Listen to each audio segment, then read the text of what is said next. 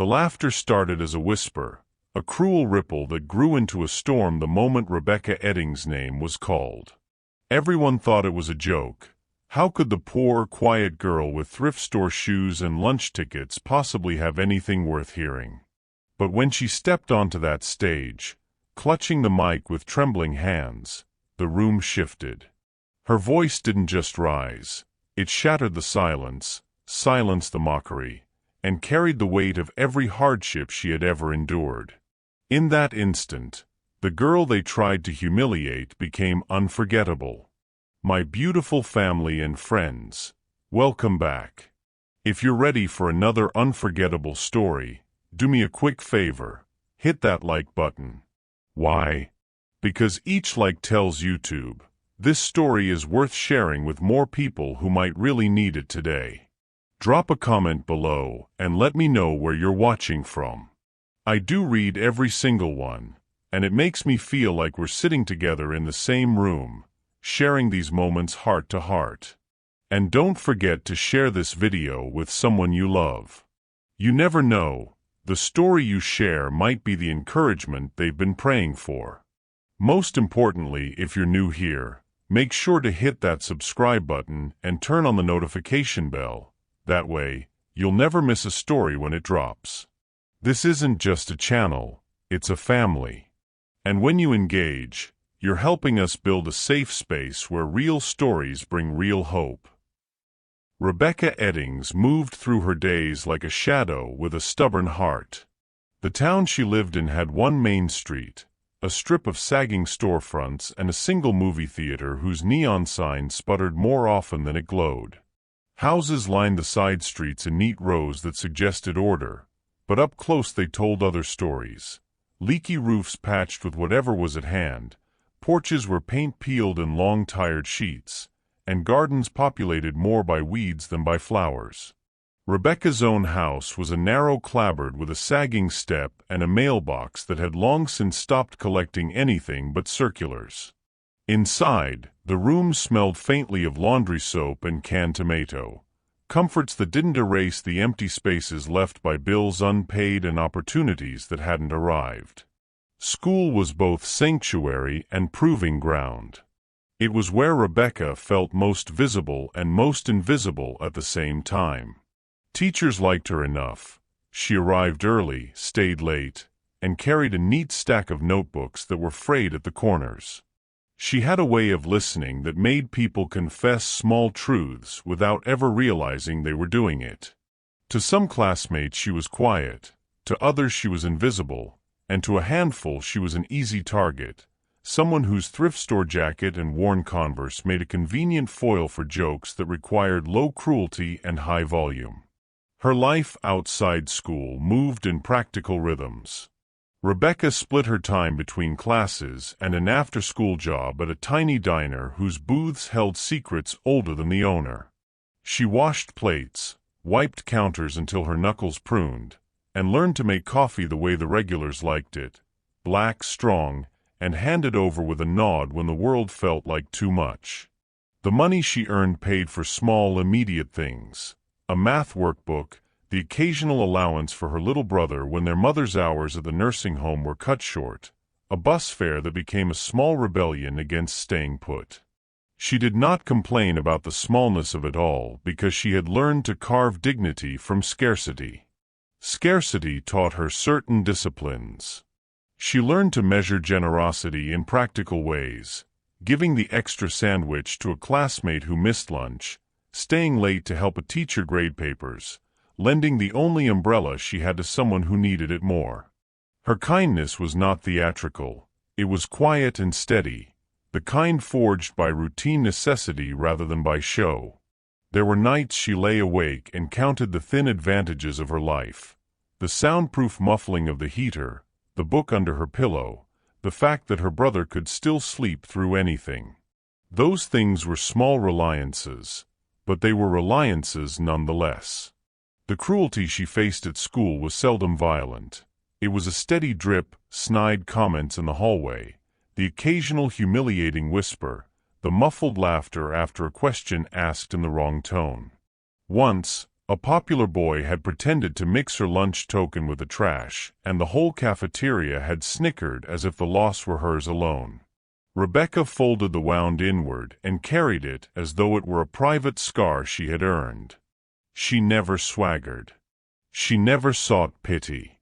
There was a humility to her survival that felt like both armor and burden. What kept her rooted, more than anything, was an internal ledger of small obligations. Her mother's name was soft when she said it, but there was steel beneath the softness. She worked nights that unspooled into mornings and still managed to be present in the small ways a mother could be. Rebecca's little brother, Jonah, was a cluster of questions and energy who required the kind of patience that exhausted adults sometimes did not have. Rebecca tracked his school papers, smoothed his hair in the mornings, and invented stories at bedtime to fill the spaces their lives couldn't.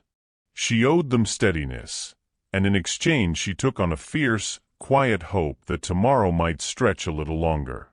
On the morning the incident that would break the small world she had built took place, the sky was the flat, uncertain gray of late autumn. The school auditorium was a relic: high ceiling, dusty curtains, and rows of folding chairs that had once been enthusiastically stacked for pep rallies and parent nights. That morning it smelled faintly of lemon cleaner and chalk. The student council had decided, half in jest, half in the brittle hunger for entertainment, that a talent sampler would be held during homeroom.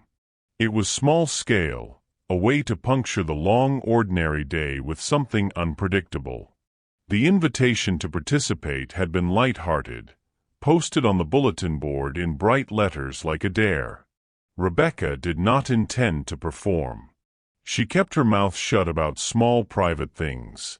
Singing had been practiced in secret under covers and in the shower where the acoustics were private and kind. But fate has a way of converting privacy into spectacle. One homeroom leader, egged on by others, announced that anyone brave enough to sign up could step forward to the microphone. The announcement landed like a pebble in still water. Ripples went outward until someone, thinking it would be funny, called Rebecca's name. It was meant as a joke. The tone of the room made that clear: expectant, smirking, the kind of attention that asks for an apology from the person at the center before they've even moved. Rebecca felt the laughter gather like a physical pressure. She could have declined. She knew how to fold into the background, to make herself small again and watch the world move on. But there was another ledger she kept, one that never allowed cowardice to dictate kindness.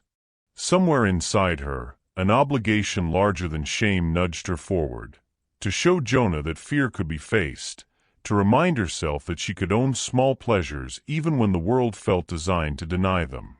So she walked forward. On the stage she felt the grain of the wooden floor under her soles, the echo of 1,000 small events that had played out under these lights, the soft fluorescence that had warmed other people's triumphs. She gripped the microphone with hands that had washed dishes and turned pages, hands accustomed to labor rather than spectacle. The room's laughter became a current she had to cross. Each step felt like wading through cold water. And then something shifted. It was raw and immediate. When Rebecca opened her mouth, the sound that came out did not match the imagined tremor that had ridden into the auditorium with her. Her voice found a steadiness, a timbre that suggested she had been keeping a song behind her ribs for a long time. She did not sing to be noticed. She sang because the notes had lived there, private and unspent, and because now suddenly there was a place to put them. The melody wove through the room slowly at first. The laughter stumbled and receded like ocean waves pulling back. The sound was not showy or practiced for applause. It carried a kind of intimate truth, grainy, honest, and wound with a history that included late-night sobs, small triumphs, and mouths fed when money was scarce. At the back of the auditorium, behind a row of vacant chairs, someone watched with a cool concentration of a person who notices details not for entertainment but because they weigh people for something else. This observer was careful, not conspicuous. Their shoes were clean in a way that suggested resources rather than extravagance, and their posture suggested the absence of school-aged restlessness. They were not a teacher, or a parent, or a student with a vested interest in the day's jokes. They were someone who had learned to watch before acting, a person who registered the elastic of a voice bending toward truth and the face it came from. Rebecca's song ended not with fanfare but with a hush, the kind of silence that remembers itself. The room felt smaller and larger at the same time, smaller because the mockery had been deflated, larger because a private act had expanded into a shared moment. Rebecca stepped off the stage with cheeks flushing and palms cooling. She had fulfilled something private, and the reaction of the room was a thin and uncertain thing. Some faces showed surprise, others shame for their earlier cruelty. A few hands clapped reflexively, unsure what they had witnessed but grateful for the break in routine. That night, when she returned to a house that smelled of simmered soup and borrowed warmth, Rebecca said very little. She washed her hands carefully, smoothed out the collar of her thrifted jacket, and sat at the small kitchen table where Jonah did his homework. He looked up, eyes bright, and asked if the microphone had been scary.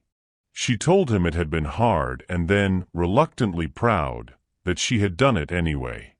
Unbeknownst to Rebecca, someone had lingered after the assembly, moving through the auditorium with the quiet deliberation of a person who compartmentalizes attention and then acts on it. They collected the scrap of a program left behind, noted the way Rebecca's voice fit a room like a key fits a lock, and for reasons that had nothing to do with spectacle and everything to do with measure, decided to learn more. Their interest was not loud. It was the first filament of a thread that would pull tighter in the days ahead. Pause and reflect. When was the last time you watched someone with quiet attention instead of joining the crowd?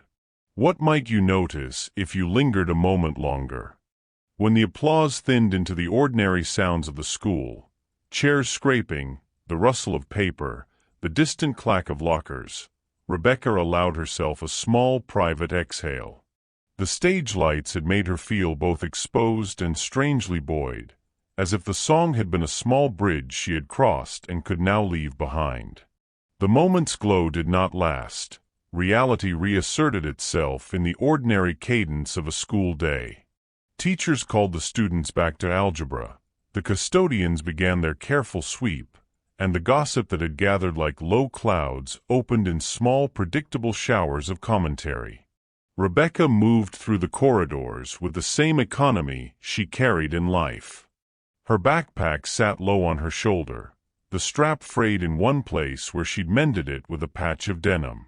Students who had laughed earlier averted their eyes or offered awkward, embarrassed smiles. There were no dramatic apologies. Cruelty had the long memory of habit and rarely left a clean exit. Rebecca took these evasions in stride, as she had learned to take most things. She kept nothing to be performed, but everything that needed to be done. The kindness she would perform that day was not grand by any measure. It did not require a spotlight, a speech, or a stage. It required time, something in which she was habitually poor, and courage, which her small life had supplied in precious increments. In the cafeteria, at a corner table tucked away like a folded map, a freshman named Ellie sat with her head bowed over her tray. Ellie had the kind of face that flushed under attention. When a rumor went through the school last week that she'd been kicked off a team for being too slow, she'd stopped looking people in the eye. She was the sort who folded into herself to avoid breaking. Rebecca had seen Ellie before. She had seen a thin arm slide the tray back across the table and the way the girl ate mechanically, bite after bite, as if pretending to consume something would fill a tighter emptiness within. Plenty of other students glanced at Ellie and then away, as if kindness were a contagious ailment to be avoided.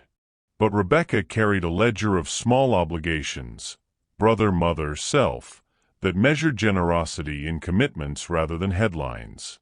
She knew what it meant to make a choice in the quiet. She slid into the empty seat opposite Ellie, without a sound like a tide arriving at a shore. There was no fanfare in the movement, no dramatic gesture. She simply placed her tray between them and opened the small sandwich she had saved for herself.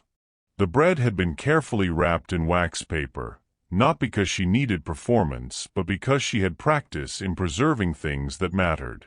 She offered half of it without preamble, the motion so unadorned that it read as natural as breathing. Ellie blinked, startled as if she had been handed a sentence from a language she did not know. For a few seconds she did not speak. Rebecca's eyes did not search for gratitude or preen in expectation. They were steady, soft, the kind that suggested she had given because she believed there was no other right thing to do. The kindness was not a currency for social leverage. It was a small, resolute law she had made with herself. To give what little she had was an affirmation she repeated daily. The room around them continued its noisy rotation. Trays clattered, voices rose and fell, but the table became an island of quiet. Rebecca did not make a show of the act. She did not explain, justify, or seek validation. She listened instead. Not to draw attention, but because listening was, for her, a real form of giving. Ellie, unaccustomed to an adult or peer simply attending to her without agenda, let the edge of her posture soften. She spoke haltingly about being benched, about how it felt to be watched with pity disguised as advice. The words were short. They held the compressed weight of someone unused to being truly heard. This is the kind of moment that reveals a person in outline rather than caricature. Under the fluorescent lights, with cafeteria noise running like static in the background, Rebecca's actions drew a small constellation of truth. She gave from scarcity, she did not expect repayment, and the act of giving anchored her sense of self. That steadiness mattered more than the sandwich itself. For Ellie it was a lifeline. For Rebecca it was practice. Kindness, in its quietness, is often reciprocal in rhythms that take their time. At the back of the cafeteria, beyond the island of sound and conversation, the observer who had lingered after the assembly now watched more deliberately. They had not remained at the signing board out of idle curiosity. Their attention had a purpose that manifested in a slow, analytical manner. They took in small details the way a jeweler inspects a gem. How Rebecca's fingers folded back the wax paper with care, the faint scar on the knuckle of her right hand where a childhood scrape had left a white line, the way her shoulders carried the weight of patient labor rather than theatrical burden. Observation, for this person, was not voyeurism, it was the beginning of measure. The benefactor's reaction was not theatrical either. There were no immediate interventions. No headlong gestures to spoil the integrity of the moment.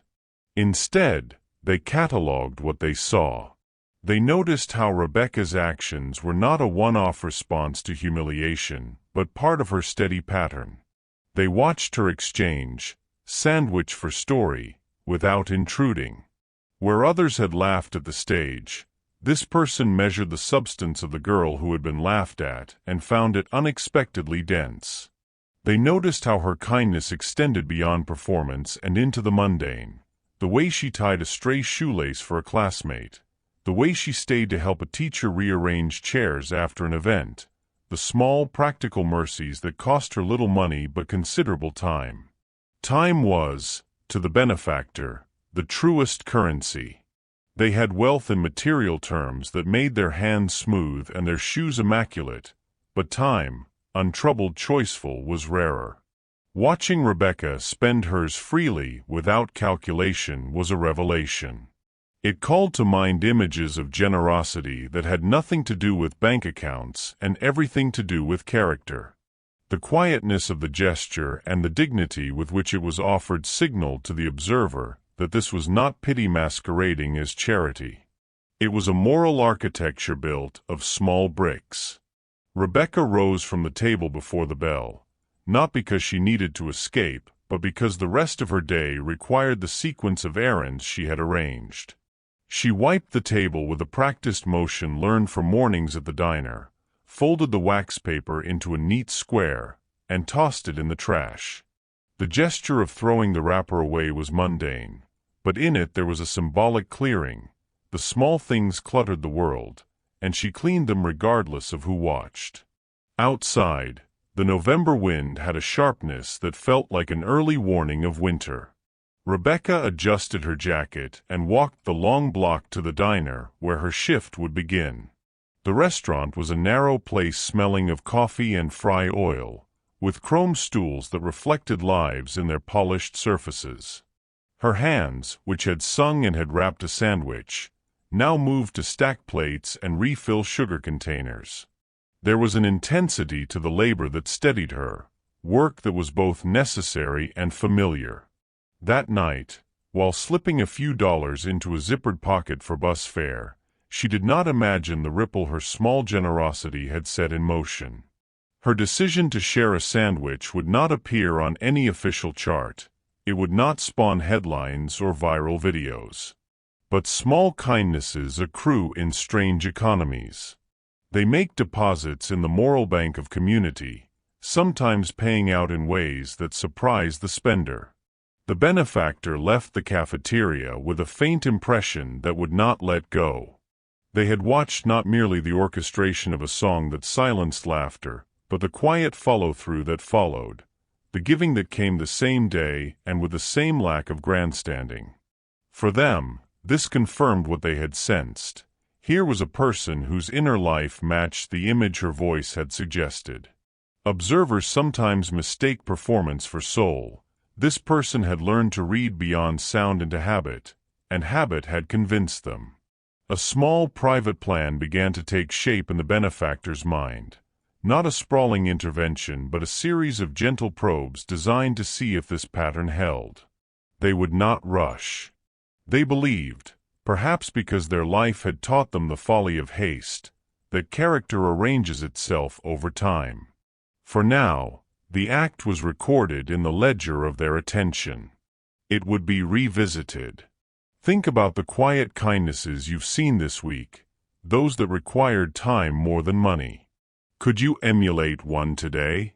What would it cost you in minutes or patience, and what might it mean to the person who receives it? The days after the assembly folded back into ordinary rhythm, as if they had never been interrupted by anything more remarkable than a weather front. For Rebecca, the aftermath was a slow settling rather than an eruption. Her song lingered in the mouths of a few students who hummed it under their breath between classes. A couple of teachers mentioned it in passing with polite curiosity. But the larger world, the ledger of rent, the math homework, the bus schedules, continued to demand immediate attention. The spotlight had been brief and clinical. The work of life remained prosaic and utterly necessary. Rebecca resumed the minute choreography of her existence with an almost ritual calm. Mornings began with hurried breakfasts of toast burnt at the edges, lunches packed with pragmatic choices, and an umbrella tucked where it might be needed but rarely was. Afternoons were divided between lectures and shifts at the diner, where the chrome stools reflected a dozen small dramas each night. A man who drank alone after work, a couple who shared fries in companionable quiet, a group of teenagers whose problems seemed enormous in the way only youth allows. Rebecca moved through it all with the same economy of motion she applied to her life, efficient, attentive, unshowy. There were moments when the memory of the auditorium returned to her like the scent of lemon cleaner, sudden and precise. She would find the refrain in the hollows of her day, a melody half remembered while wiping down tables, a chord echoed in the way Jonah pronounced a new word, a breath held when a customer complimented the coffee. Sometimes the attention felt awkward, seemingly disproportionate to the smallness of her life. Other times it carried a quiet reassurance, as if the world had briefly acknowledged an inner reserve she had long taken for granted. Not everyone's attention had softened in the same way. A few classmates who had led the laughter maintained a brittle distance. Their jokes shifted into other targets, as cruelty is apt to do when a particular outlet dries up. The social economy of the school adjusted, redistributing whispers and glances. Rebecca did not seek confrontation. She had learned that dignity is often preserved by refusal to amplify harm. Her focus stayed practical: schoolwork, her brother's needs, her mother's fatigue. Financial strain was a constant current, not a wave. Each week's paycheck was a negotiation in small numbers: what to pay for, what to postpone, what to accept as delayed. The diner owner paid her in small increments and in kindness of another sort: extra shifts when they could be offered, a place to eat when hours ran long, a manager who tuned his expectations to the reality of employees who had outside burdens. Rebecca accepted help with the same quiet grace she extended to others. She did not dramatize need, but neither did she refuse practical aid when it came. At night, after the dishwasher had been unloaded and the last patron had left, Rebecca would walk the block home under sodium lamps that made the pavement glow yellow and thin. Jonah's schoolbag sometimes swung from one hand. Other nights it was tucked at home, and she carried only the small package of laundry that cost less at the laundromat 2 blocks over than the closer option. The neighborhood was a chorus of small sounds: neighbors moving in and out of rooms, a television turned low, the distant drone of an engine. In those sounds she catalogued gratitude: a light still on in her mother's bedroom, the fact that Jonah had not developed the cough that had made last winter long, the quiet hum of a heater that had not yet failed for the season. In quiet moments she reflected on the choices she had made since stepping onto the stage. She wondered at the impulse that had moved her to share a sandwich, whether it had been to the boy who once mocked her or to a different kind of self-affirmation. It was hard to untangle the motives of simple acts. Often they were braided from necessity, habit, and an internal ethic that discouraged indifference. She did not catalogue them for glory. Instead, she stored them as practical data points, evidence that she could act with decency even when the ledger did not promise return. Meanwhile, the observer who had lingered in the auditorium began to widen their lens. Observation shifted from singular event to pattern recognition. They were not a person prone to quick conclusions.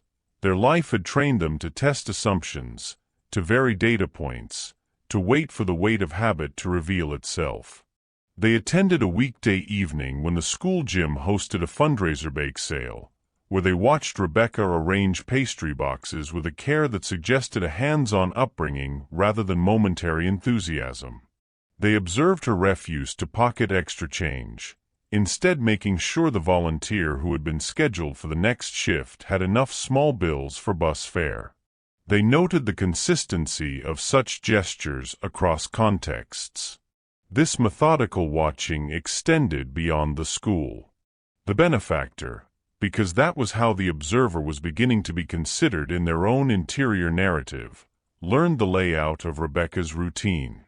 They discovered the small diner where she worked, arrived at the end of a weekday shift, and listened to the way she thanked a frail regular for a tip. They watched from a discreet corner as she straightened a napkin dispenser and tied her apron with the same knot every night. There were no dramatic interventions. The benefactor preferred data, quiet facts that could be compared and, if necessary, used later to form a more confident view. There was also private investigation of a different kind.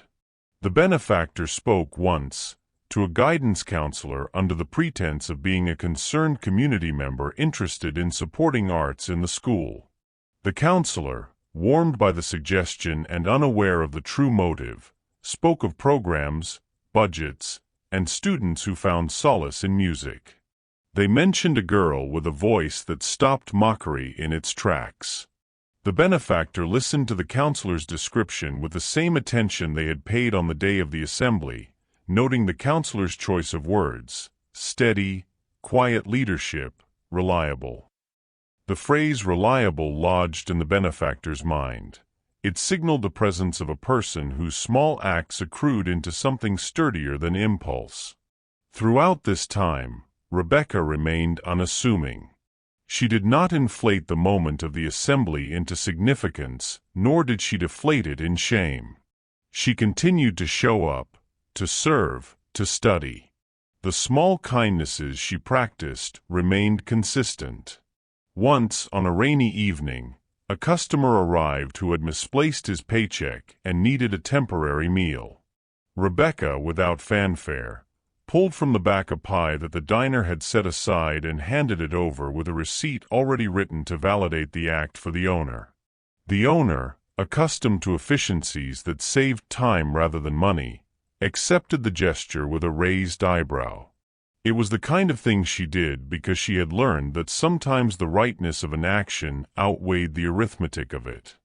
Her family's needs, however, tightened in ways that the stage's brief validation could not soothe. Her mother's hours at the nursing home were reduced for budgetary reasons, and the household budget contracted accordingly.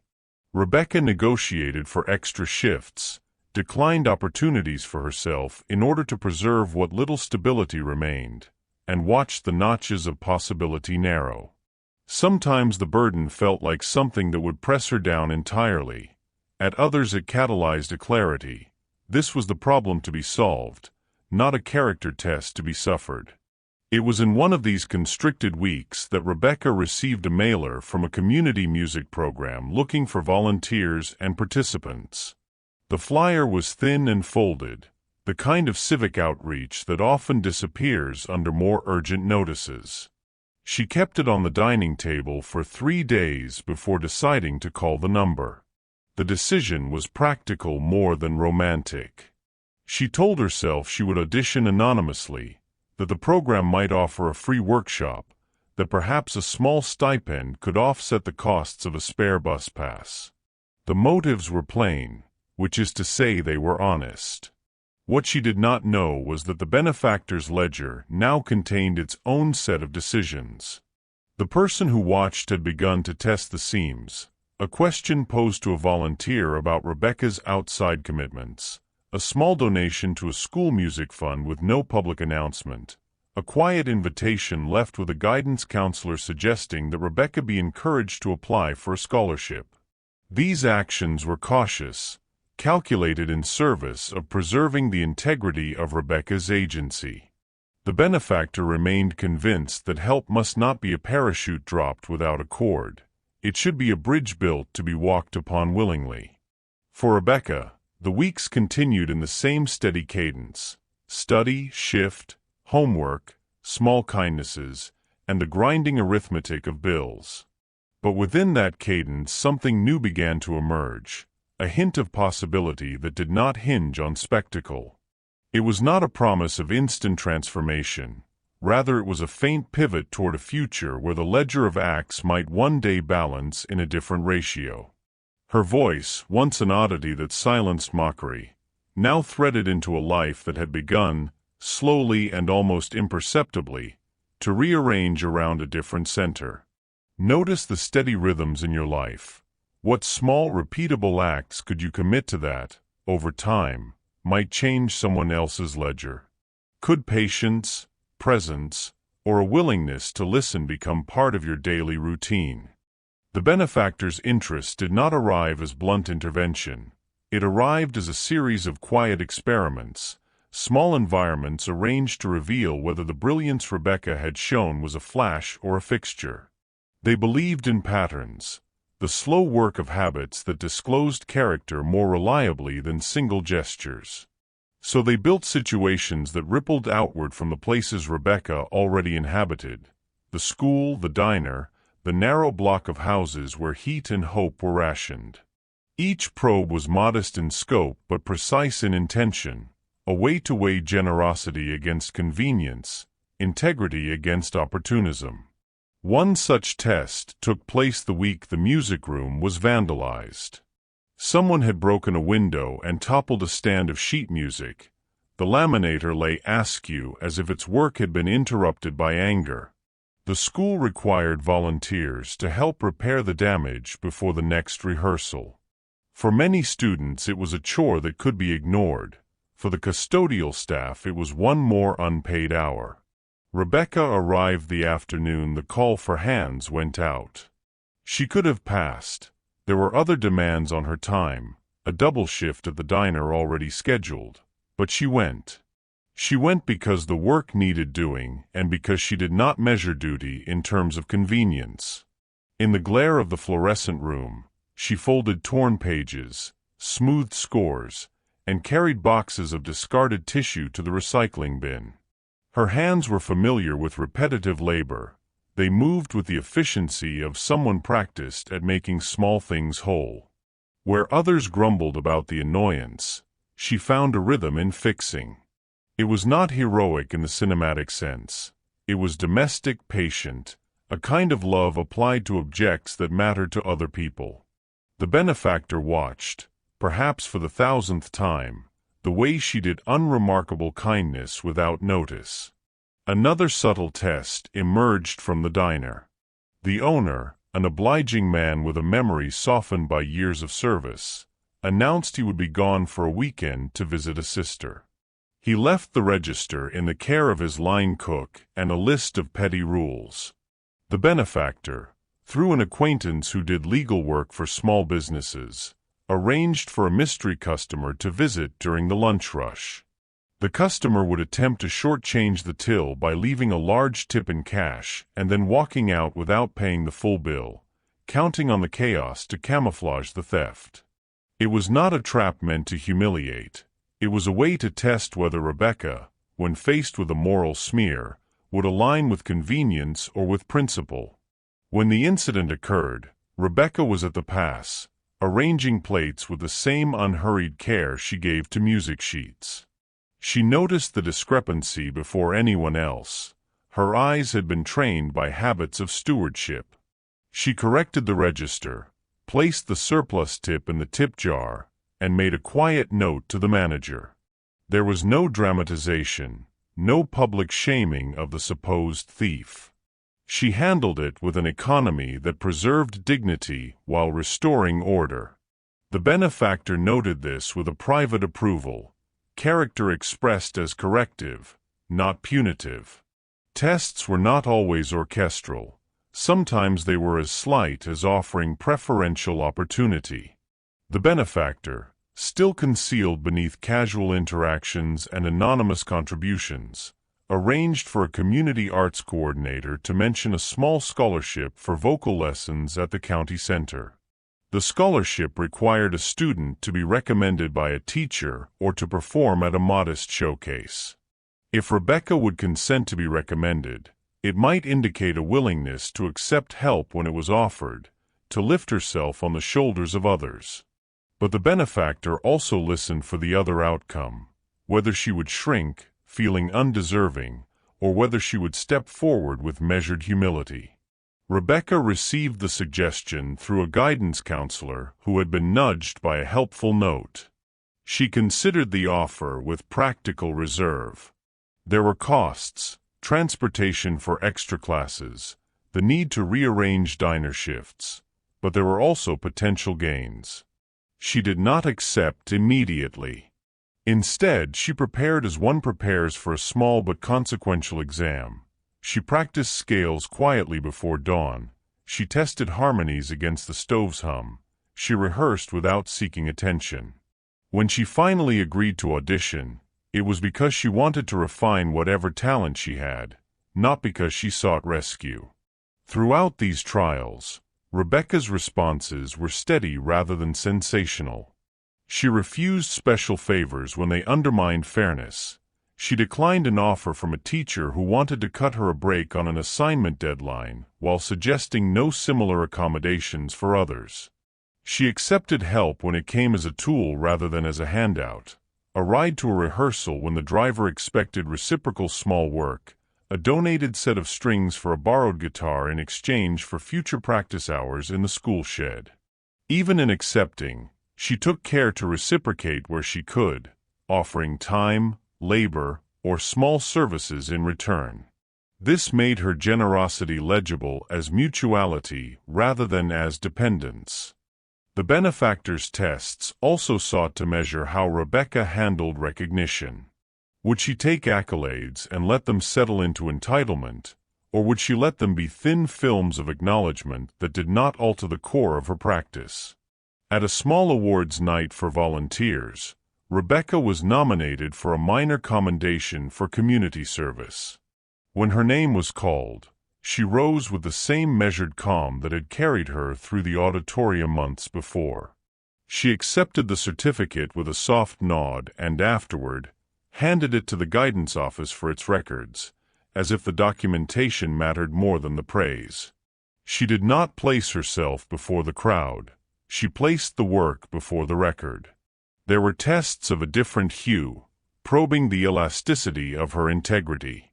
Someone, again at the behest of the benefactor, left a wallet in the library with a note inside indicating a cash tip for whoever returned it. The arrangement was subtle. A pile of books and a leather billfold would offer a temptation to someone whose own hours were thinly stretched. Rebecca found the wallet during study hall. For a heartbeat she felt the arithmetic of need press, bus fare, an extra load of laundry, but she folded the temptation as she might fold a torn page. She turned the wallet in to the librarian, and when the owner expressed a grateful but modest thanks, she accepted it as enough. The benefactor considered this as evidence. Scarcity pressed her but did not bend her to self-interest at the cost of another. Testing, by its nature, creates pressure. For Rebecca it was sometimes an invisible clamp, a sense that choices hung in an ethical balance and that the smallest decision could tilt them. Yet the tests revealed more than vulnerability. They revealed reserves of patience, of self-regard not built on boastfulness but on quiet competence. She continued, through each probe, to choose the harder right. She took on extra shifts rather than accept unearned favors. She mentored a younger student instead of hoarding rehearsal time. She stayed to clean the chairs after a community event rather than leave the work to others. Her consistency was not dramatic. It was a leveled force. The benefactor, watching these repeated choices, began to shift in perspective. What had looked like a bright but maybe isolated talent now read as an architecture of habit. The moments of generosity were not sporadic. They were threaded through daily practice. The willingness to refuse advantage when it came cheaply signaled a moral discipline that weightier resources could not buy. Where some people might see only the song that had stunned an auditorium, the benefactor now saw the scaffolding of a life built on small, steady muscles. By the end of this period of tests, the benefactor's ledger contained a dense set of entries. Rebecca had passed, not by luck or by a single luminous moment, but by the slow accretion of choices that favored dignity over convenience. The observer felt a growing impatience, not with Rebecca but with delay. They had been deliberate to avoid spoiling the integrity of any aid. They had wanted to be sure. Now their deliberation began to bend toward decision. The tests had not only measured character, they had also produced a moral imperative. The benefactor's resources could change the arithmetic of Rebecca's life in ways that would not undermine her agency.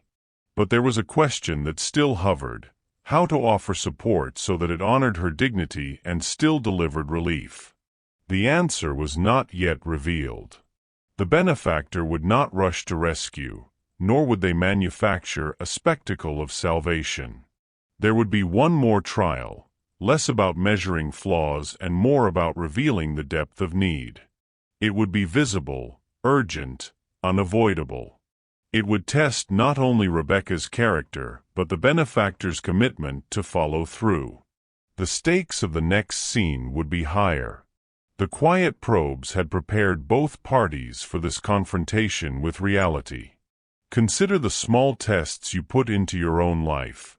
How do you measure your integrity when convenience calls? What subtle situations could you arrange to practice generosity without fanfare? Could you create opportunities where kindness is the easier choice, and then take them? Rebecca's kindness had the look of habit because it was born of survival. To understand the quiet architecture of her generosity, one must read the ledger of earlier losses, the small, repeated reckonings that shaped her into someone who measured value in minutes and not in money. The backstory that emerges is not cinematic in its drama. It is granular and accumulative, a map of minor calamities and stubborn continuities that explain why she gives when she could hoard and why she sings when silence would be easier. Her childhood had been a narrow alleyway of necessity. Her father left when Jonah was 2 and Rebecca was 13, slipping out of the apartment with the same soft finality he had shown in other parts of his life. No promises kept, only the echo of an exit. The absence did not arrive as a single catastrophic moment so much as an ongoing thinning. Less food on the table some months, a heater that clicked on and off in a way that made sleep fragile, a medical bill that loomed like weather. Her mother, May, kept 2 jobs for years, nights at the nursing home, mornings folding laundry at the hospital's linen service, so that the household could hold its shape. May's hands were familiar with tenderness and with instruments. They knew how to apply a bandage and how to hide the tremor in a laugh when the rent notice arrived. Rebecca learned early to translate scarcity into skill. She learned to make meals that felt like sustenance rather than rationed help. She learned how to sew a loose hem with a needle borrowed from an aunt, how to bargain at the flea market without appearing needy, how to fold a uniform shirt so that it could pass a teacher's eye. But perhaps most important, she learned how to keep Jonah small enough that the world would not intimidate him, how to invent bedtime stories that reframed the poor apartment into an island of possibility. Her musical voice was not a hobby. It was a tool she used to soothe, to persuade, to create an interior climate where warmth lasted longer than the budget would allow. Music carried other, quieter debts. As a child she had hidden in the basement under the hum of a refrigerator and hummed to steady herself on nights when the heater failed. Later, small church choir rehearsals offered a place where voices layered into covenant.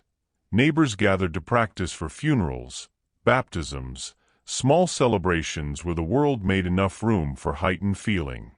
Rebecca sang in those settings not out of a hunger for applause, but because singing provided grammar for feeling that otherwise had no language. Her voice was her compass. It told her where she could be brave. School records show a student who was not the natural star of every class, but who excelled in moments of discipline. Her essays were careful, her attendance dependable, and her teachers often noted in the margins that she was mature beyond her years. These annotations mattered because they were not flattery. They were small acts of recognition that slowly, piece by piece, kept her moving in the world. A school counselor once wrote in a neat, hopeful hand, "Reliable, quiet leader," and Rebecca folded that note into the back of a notebook and used it as a talisman. The family's financial contraction deepened when May's hours at the nursing home were cut. A policy change at the facility meant fewer night shifts, fewer overtime hours to plug the gaps. The reduction did not just subtract dollars, it altered the household's rhythm. Rebecca picked up more hours at the diner. She cut back on the things that made adolescence feel less austere: thrifted concerts, a second bus pass for a friend, extra lessons. She did not complain about the limitations. She cataloged them, prioritized them, and adapted. The cost was a private one: less time for self, less margin to pursue the fragile possibility of music lessons that might refine her natural gift into something professional. It is precisely this hard-won restraint that made her acts of kindness so resonant. To hand half a sandwich to a peer when she herself had a thin reserve was not a sentimental choice. It was an ethic forged by the knowledge that she and Jonah would eat tomorrow, and that dignity could be purchased with small acts of courage. She had learned that what one gives away in small kindnesses returns in forms not always monetary: a neighbor who mends a coat, a teacher who offers a reference, a regular at the diner who sometimes covers an extra bus fare without causing a scene. Her generosity was a tactical relational form of self-preservation that also made the world a kinder place. As these personal circumstances tightened, the music that had been private began to find itself in public spaces, on the stage that had been intended for mockery, in the church choir loft, under the hum of fluorescent lights. Her voice carried the layered history of nights awake, of lullabies sung to a younger brother, of little victories like a received grade on a hard test. The timbre that once helped her survive now drew attention not because it was polished but because it contained truth. The truth, in many ways, was a function of hard utility. She had rehearsed vulnerability not as spectacle but as an instrument. Across town, the benefactor's history offered a counterpoint to Rebecca's. Where Rebecca's story was about scarcity learned into generosity, the benefactor's story was about abundance learned into caution. Their wealth was not ostentation but the residue of sustained success in an industry that required long attention spans and strategic patience. They had built things that outlast fads, enterprises that ran on systems rather than on charisma. That background explained their clean shoes and composed posture, but it concealed something else, a childhood that had included, ironically, its own lean edges. The benefactor had known scarcity in an earlier season, a time when a small mercy from a school music teacher altered their own trajectory. That early intervention was a private hinge in their life story, one that explained why, many years later, they watched young voices as if listening for the echo of a chance they had once been offered. Hints of the benefactor's past surfaced in their choices. Their tests were not cruel or manipulative, because they had been the recipient of generosity that honored dignity rather than spectacle.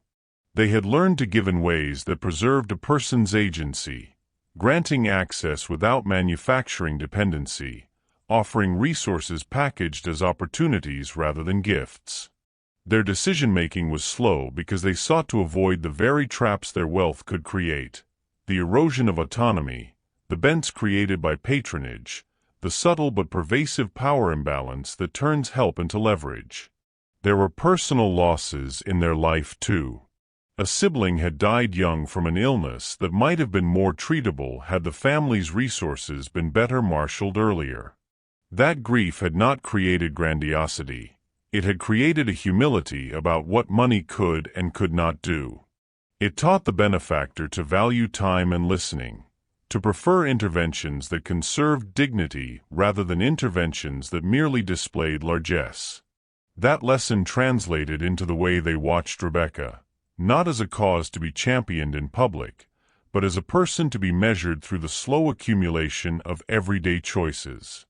The parallel histories, one of learned generosity out of scarcity, the other of cautious charity born of memory and restraint, kept moving toward each other like converging lines on a map. Both lives were marked less by single events than by patterns. In Rebecca's case, the pattern was a moral muscle built from necessity, the decision to give half a sandwich, the refusal to pocket a wallet, the choice to accept labor in exchange for help.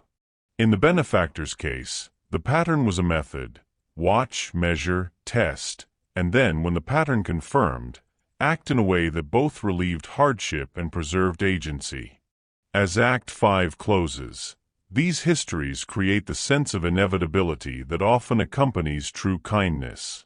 Not because destiny has been prearranged, but because character, when consistently expressed, tends to attract certain kinds of responses.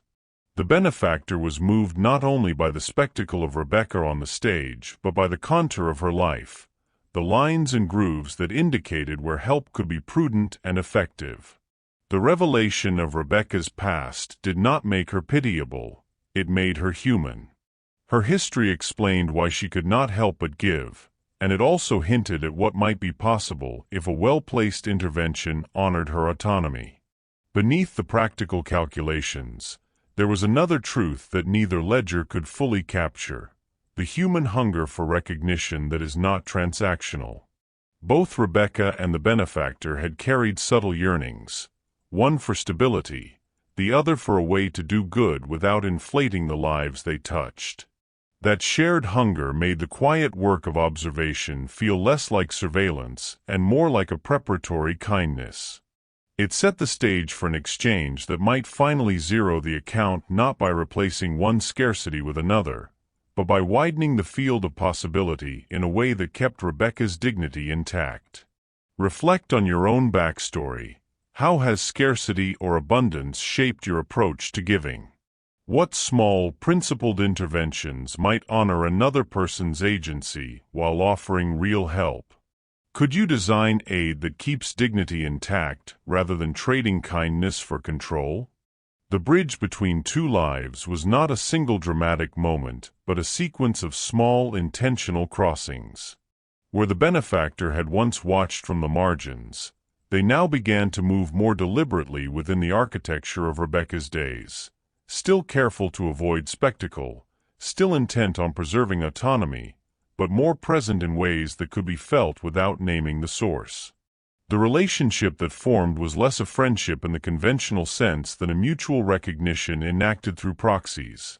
An unsolicited sheet of music in her locker, a paid bus pass left with a guidance counselor, a polite, unsigned email from the community music center thanking her for applying and offering tuition support. Each item was small on its own. Together they composed a language. Rebecca noticed the changes like the way one notices the weather shift, incremental, then undeniable. The flyer in the kitchen became a real possibility. The invitation to trial lessons arrived not as a headline but as a folded opportunity. Practice spaces reserved for her at off hours, a voucher for a borrowed microphone at the school that allowed her to rehearse without the chronology of crowds. She began to measure her days a little differently, carving mornings for scales instead of rushing immediately to the bus stop, allowing herself the luxury of extended practice after shifts at the diner. The rhythm of her life had not been reversed, but a new measure had been introduced, time allocated intentionally for craft. The connection deepened through intermediaries. The guidance counselor, who had once described her as reliable, became a small conduit. On one autumn afternoon, the counselor handed Rebecca an envelope containing a modest stipend for music supplies and a note that suggested a local volunteer, a retired vocal coach named Mrs. Calder, had offered to run weekly sessions. The note carried no billing for obligation. It asked only if Rebecca would like a space to refine her voice. The offer respected her agency. Rebecca accepted, not because she needed saving, but because practice had the pragmatic promise of improvement. Mrs. Calder was a figure of measured encouragement, quiet, precise, someone who listened with the patience of someone who had once sung long rehearsals into practice. The coach focused on fundamentals, breath control, vowel shaping, the way a line could be carried without strain. Rebecca took to the work with a discipline that surprised even her. She applied the same care to vocal exercises as she did to washing plates and grading errands, repetition, attention, and humility that allowed for correction without internalizing failure. Sometimes the benefactor's presence was even quieter. A new set of inexpensive headphones left in the practice room with a sticky note that read simply for listening. Rebecca took the gift without immediate suspicion. She tested them on the bus, on breaks between classes, and discovered that the details she had previously missed, harmonic overtones, the sustain of a chord, became clearer. The small object functioned like a private teacher, enlarging her sense of what her voice could do. The benefactor watched from a distance as the gift altered practice in subtle but decisive ways. Trust began to unspool in the margins. Rebecca learned to accept help that came as tools rather than handouts. She accepted a borrowed metronome with a promise to log practice hours at the music center. She took a scholarship for a weekend workshop on the condition that she would help younger students with their warm-ups. Each acceptance was negotiated. It preserved reciprocity and protected pride. There was dignity in the exchange. The benefactor, careful not to impose, valued these negotiations more than any single largesse. For the benefactor, the growing connection brought its own slow transformation. Their initial interest had been measured and analytical. The sequence of small interactions had become personal in a way that surprised them. They found themselves reading rehearsal reports with the mild anticipation of a relative waiting for good news. The muted thrill of watching Rebecca refine a passage, the private pleasure of confirming that a donated microphone had been used responsibly, these were not grand emotions, but they accrued like small deposits to a feeling of genuine care. The benefactor began to look forward to the weekly updates the music center sent, a note about attendance, a snapshot of a rehearsal schedule, a brief clip of a student warming up. Their attention, once professional in its calibration, softened into something like fondness. The mutuality of the connection was important because it preserved the realness of both lives. Rebecca wasn't a beneficiary in the abstract. She was a participant. She accepted opportunities with the same practical criteria she used to balance the household budget. Could she commit the time?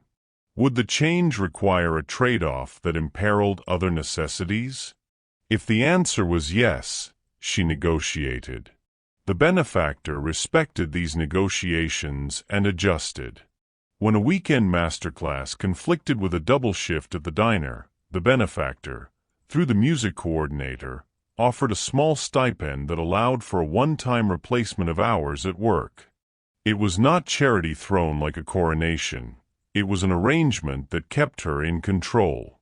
These arrangements built form into their relationship.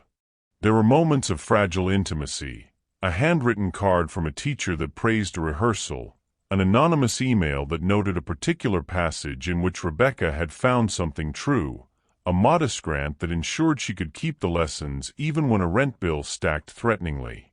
None of these interventions demanded public recognition, and that was the point. The benefactor had learned, through their own earlier life, that the most effective help is often invisible in its generosity because it leaves the helped person responsible for growth. There were also spaces where their lives almost intersected without fully touching. The benefactor attended a community showcase on a rainy evening, sitting near the back and allowing their presence to be unremarked. Rebecca sang from a place of careful preparation rather than performance desperation. She navigated the set list with a steadiness that had nothing to do with spectacle and everything to do with regimen. After the last note faded, the room filled with polite applause. The benefactor left without approaching, not out of indifference but because the connection they were cultivating respected distance. They had chosen to invest in competence rather than dependency. As Rebecca's skills sharpened, practical hope began to shift into more concrete doorways. She received a small invitation to join a regional youth choir for a summer program, an opportunity that would require travel but offered professional coaching and exposure. The offer arrived through the music center and came with a conditional stipend that covered travel and lodging. Rebecca sat with a decision in the way she sat with all important choices. She wrote down the arithmetic, discussed shifts with the diner owner, and asked whether Jonah's school schedule would be strained. The choice became a family negotiation, not a moment of reckless acceptance. In quiet conversations at home, moments that were more thought than speech, Rebecca allowed herself to imagine a future not built solely on immediate survival. The fantasy was cautious, no wild dreams that would distract from obligations, but it was there. The possibility of a scholarship that might pay for further study, the thought of saving enough for a used guitar, the small plan to enter regional competitions in 2 years. These were structural hopes rather than pipe dreams. They required deliberate investment, practice, and the occasional outside resource.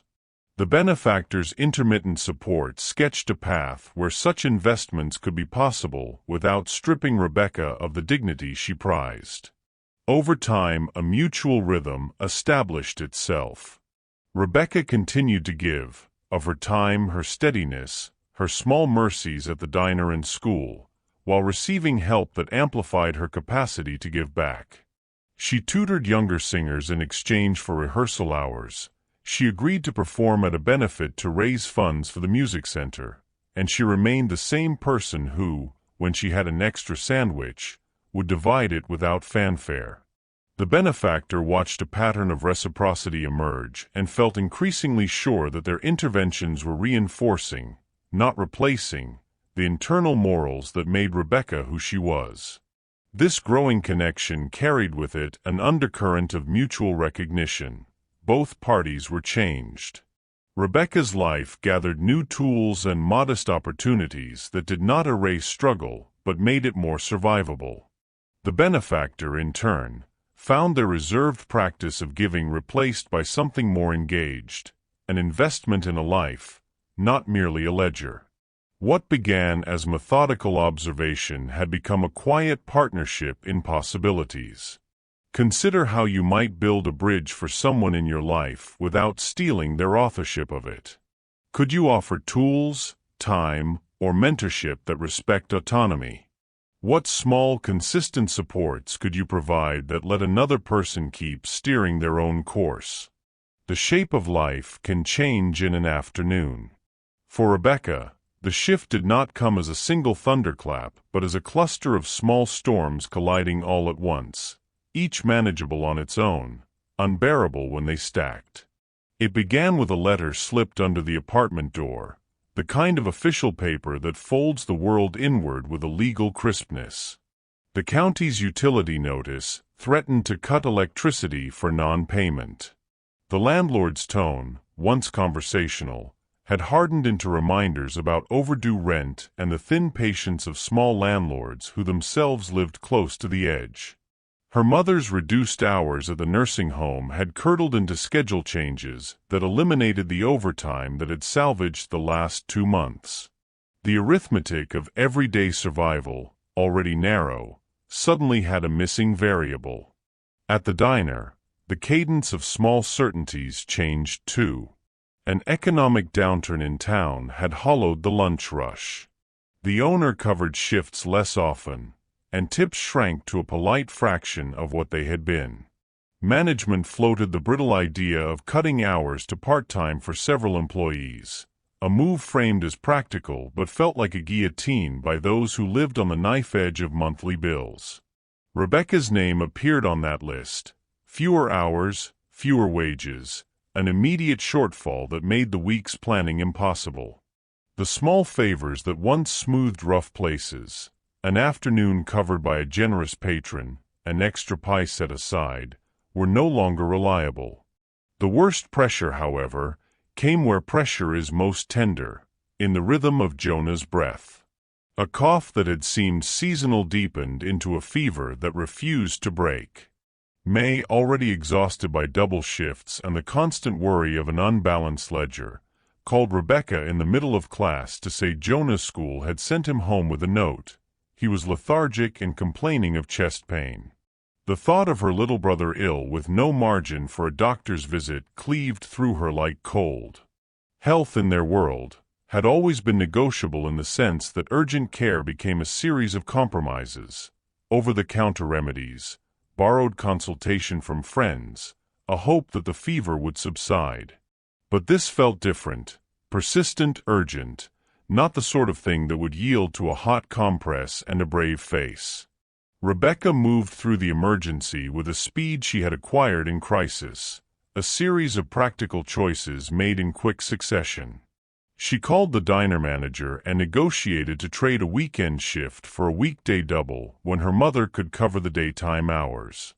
She rationed saved coins, calculated whether skipping a week of bus fare for herself might buy extra funds for a copay. She called in favors from the network of small kindnesses she had built, an aunt who could watch Jonah for a few hours, a neighbor who could loan a thermometer. Each solution was fragile, threaded through reciprocal obligations that could snap if pulled wrong. Then the landlord's final notice arrived, a terse recommendation to vacate within 30 days if payments were not brought current. The paper sat on the kitchen table, like weather that would not change. Rebecca and May sat in the small room with the radio quiet and the list of numbers they had already called frayed further by repetition. The options had the bleak clarity of a math problem with no solution. Sell possessions, borrow from a predatory lender, move in with a relative who had little capacity, or enter the unstable world of temporarily arranged housing. Each option carried cost beyond money: dignity, routine for Jonah, the fragile stability of a mother trying to keep a job while worrying about where she would sleep at night. Panic has many faces. For Rebecca, the scramble produced an armor of motion. She applied for every local assistance program she could find, filled out forms at the welfare office with a patience born of necessity, and updated fund requests to the community music center explaining an urgent need. She organized a small, painfully modest bake sale at the diner, baking between shifts and setting pricing that left her embarrassed to ask so little. The neighbors, aware but limited, bought a few items. The school staff pitched in with small checks. There was no shame in asking. There was only the raw arithmetic of too many needs and too few hands. Through it all she maintained the same quiet generosity she had always practiced. When a bakery worker from across the street offered to let her pick up unsold rolls for Jonah's breakfast, she accepted with gratitude and then turned that bread into extra portions the next week for a family who had missed a meal. She did not allow her crisis to become a blockade against kindness. If anything, it clarified for her what charity really looked like: reciprocal, immediate, and human. But internal reserves aren't infinite. The nights when she lay awake, listening to Jonah's soft breathing and counting over again the small equations of rent and food, she felt the gravity of potential loss like a pressing hand. The benefactor watched with an absorbent, startled compassion that felt like a presentiment. Their watching, which had been careful and measured, became more urgent in tone. They had run scenarios in their mind of what help should look like: no parachutes, no headline-grabbing solutions, but patterns only test so far before reality insists upon intervention. The benefactor had always believed that dignity required agency. Now they were confronted with the ethical problem of timeliness. Would the virtue of patience become cruelty if it delayed what could alleviate imminent harm? What moved them most was not the money problem alone, but the way Rebecca managed catastrophe without surrendering the baseline of her character. Even under the pressure to secure shelter and medicine, she continued to refuse demeaning offers, to protect Jonah's routine where she could, and to balance the raw immediacy of need with the future implications of any short-term solution. In another life, a different person might have snapped and taken a predatory loan to meet rent. Rebecca refused that path. She kept searching for options that preserved their future credit and stability. The benefactor recognized a moral imperative that had the cadence of an ultimatum. They could wait longer and watch the ledger of small kindnesses continue to accumulate evidence, or they could move now with a carefully designed intervention that would not erase Rebecca's agency. The decision was painful in its simplicity. Immediate help meant reshaping several lives, but restraint risked letting a vulnerable family fall into longer-term precarity. The crisis peaked on a rain-slim night when Jonah's fever spiked and the heating unit sputtered in the old apartment. Rebecca held him in a small, dim room and felt the failure of resources in her hands. There was a moment, the kind of existential pause that sometimes arrives in darkness, where she considered everything that had been sacrificed for the small comforts and whether those sacrifices would be enough. She thought of the music lessons, the unsigned vouchers, the metronome left in practice rooms, the anonymous emails that encouraged rather than rescued. She wondered if the kindness that had arrived in increments might be sufficient now that catastrophe had arrived. It was in that precise, aching moment that the benefactor moved from spectating to action. They arrived in a manner consistent with their ethics: discreet, practical, and respectful. Not a confrontation or an announcement, but a set of measures designed to stabilize. Emergency funds placed to prevent immediate shutoff, a private arrangement to cover a 1-month rent while additional, durable solutions were put in place, and a pre-negotiated plan with a local pediatric clinic for sliding-scale care for Jonah that would not leave them indebted or humiliated. The help was calibrated to immediate need and future autonomy, a bridge rather than a net. But before the benefactors' measures could fully land, they lingered to witness one more scene, Rebecca singing to Jonah by the weak glow of a bedside lamp while the medication took effect. The song was a low, improvised lullaby stitched from fragments of all she had ever learned, church refrains, commercial jingles softened by memory, the warm vowels of the church choir. It was not a polished recital, it was an act of refusal against despair, a small incantation that restated hope. The benefactor watched from a respectful distance, and in that small domestic moment their resolve hardened into commitment. They had been waiting for proof that assistance would be honored, and the scene before them, care and courage braided together, was proof enough. The crisis had pushed both parties to a limit. For Rebecca, it exposed how thin the safety nets were and how much of life depended on an economy of favors. For the benefactor, it clarified that moral patience had its endpoint. Waiting could become a moral failing when immediate harm could be averted. The next steps were no longer speculative. The benefactor would act, but in a way that amplified Rebecca's agency rather than replacing it. The trajectory of the story tilted toward concrete intervention, but not revelation. The benefactor's identity remained, for now, a private integrity decision. What mattered was that help would arrive in a way that preserved dignity, restored stability, and honored the character they had watched being formed. When you see someone on the brink, what stops you from acting right away? Consider the balance between waiting to be sure and responding to urgent need. Could you design a way to help that preserves the other person's dignity while meeting an immediate crisis?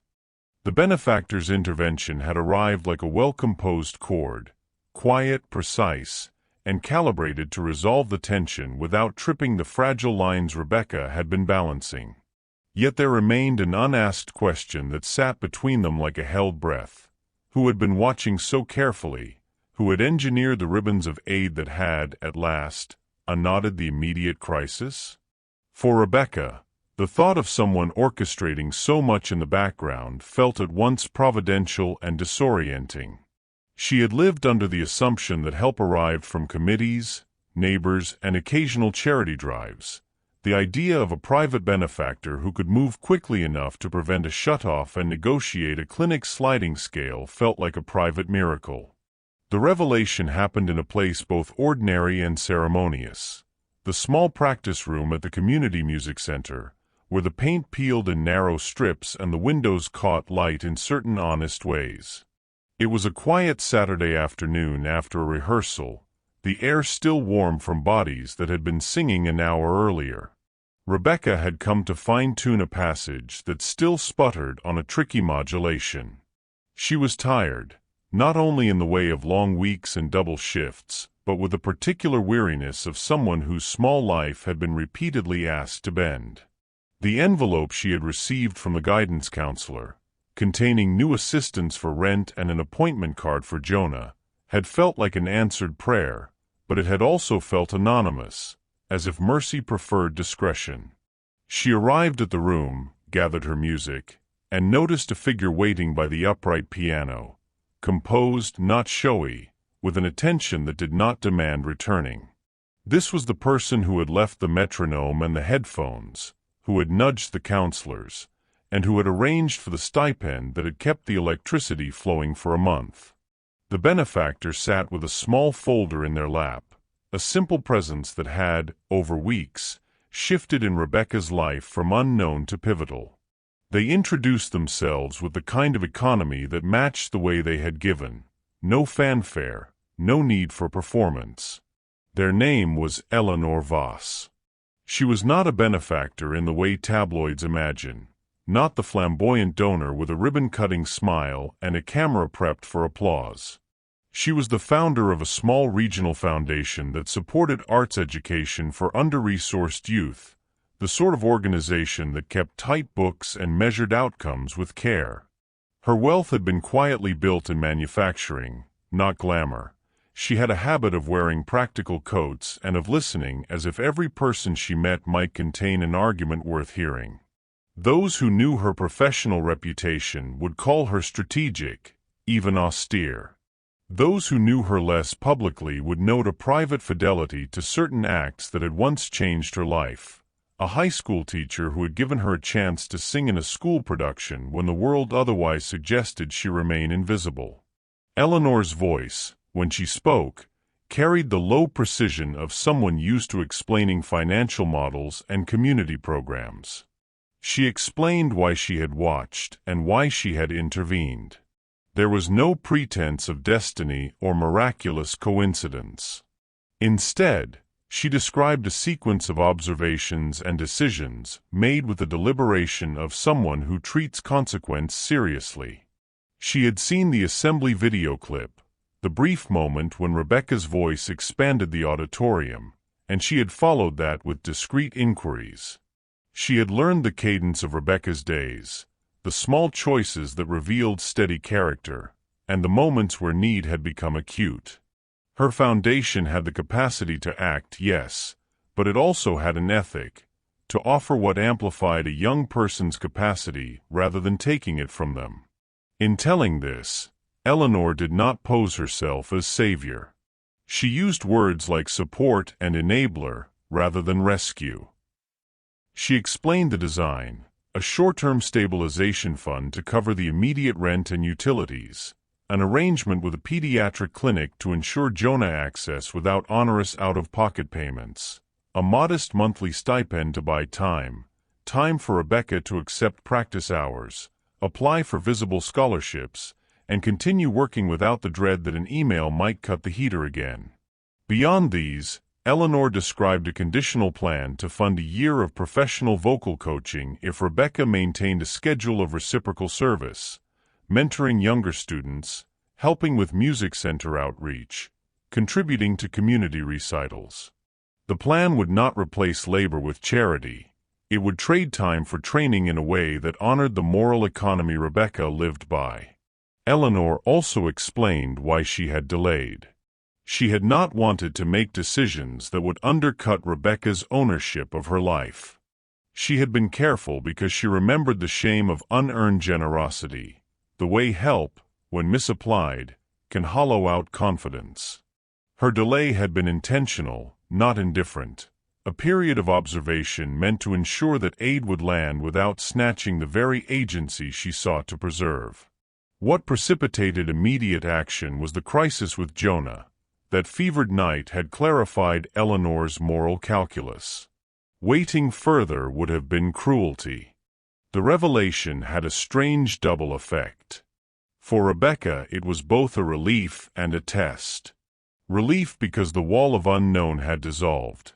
Test because an identity introduced power into the relationship, and power demands negotiation. Eleanor made it clear that the help came with conditions designed to preserve dignity, documentation of continued practice, involvement in a peer mentoring program, and a staged transition plan so that dependency would not calcify. She framed these not as rules but as mutual accountability, shared responsibilities rather than a donor's edicts. There was also an explanation that reached beyond practicalities. Eleanor shared, with a brevity that avoided sentimentalism, why music mattered in her own history.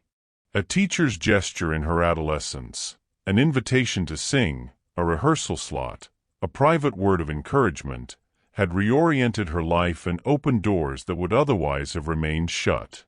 That stored memory was why she watched, because she recognized, in Rebecca's quiet consistency, a familiar shape. She had learned that one well-placed turn of generosity can redirect a trajectory, and she was determined to turn carefully, not sweepingly. In the cool light of the practice room, The conversation moved from explanation to a quieter agreement. Eleanor insisted the intervention be practical. An email to the landlord confirming a 1-month payment and a pledge to arrange mediations for a longer-term lease. A phone call to the pediatric clinic securing a sliding fee arrangement and the promise of follow-up care. Funds to secure Jonah's immediate prescriptions. She insisted, too, on a partnership element. Eleanor's foundation would fund coaching and equipment, but would require Rebecca's participation in certain community obligations.